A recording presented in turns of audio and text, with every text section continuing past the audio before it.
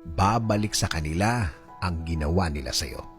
Kung may ginawa silang masama, kung may ginawa silang hindi mo gusto at grabe ang naging epekto sa iyo at nadamay ang ibang tao, hindi iisa ang araw.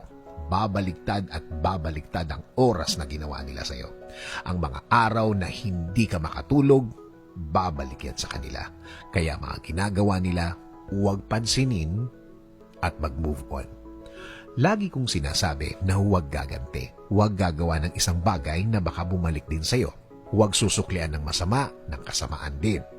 Baka kasi hindi mo makontrol ang sarili mo at baka may masaktan ka din nang hindi mo sinasadya. Minsan ang akala nila kapag nanahimik tayo, akala nila mahina ka. Akala nila tinatanggap mo ang pagiging api mo. Hindi. Hinahayaan mo lang ang dapat mangyari. Hinahayaan mo lang ang dapat na maging sitwasyon niya. Hinahayaan mo lang na makuha niya ang deserve niya. Kung hindi ka makikialam, alam ng Diyos kung paano maningil sa mga gumagawa ng masama. Alam ng Diyos kung paano sila disiplinahin. Basta hayaan mo lang siyang gawin niya ang kanyang duty bilang tatay mo.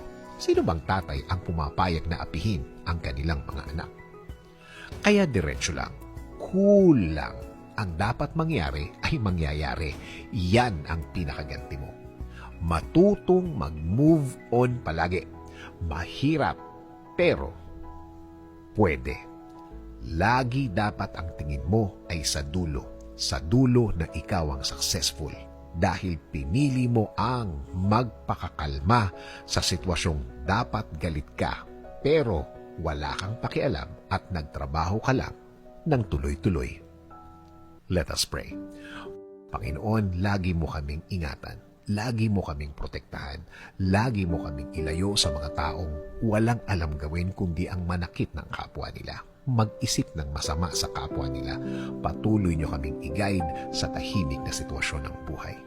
Itinataas po namin ang lahat ng sakit, lahat ng pasakit, lahat ng mga umiiyak kaming mga gabi. Palitan nyo po ito ng isang payapang puso at payapang buhay. Patuloy nyo kaming alagaan laban sa mga taong ito. Alam namin na hindi ka natutulog at alam namin na alam mo ang lahat ng mga nangyari at mga nangyayari.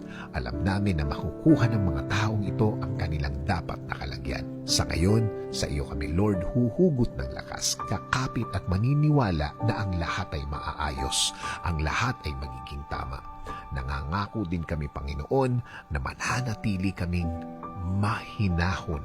Mananatili kaming magpipigil para na rin sa ikaayos namin. In Jesus' name we pray. Amen.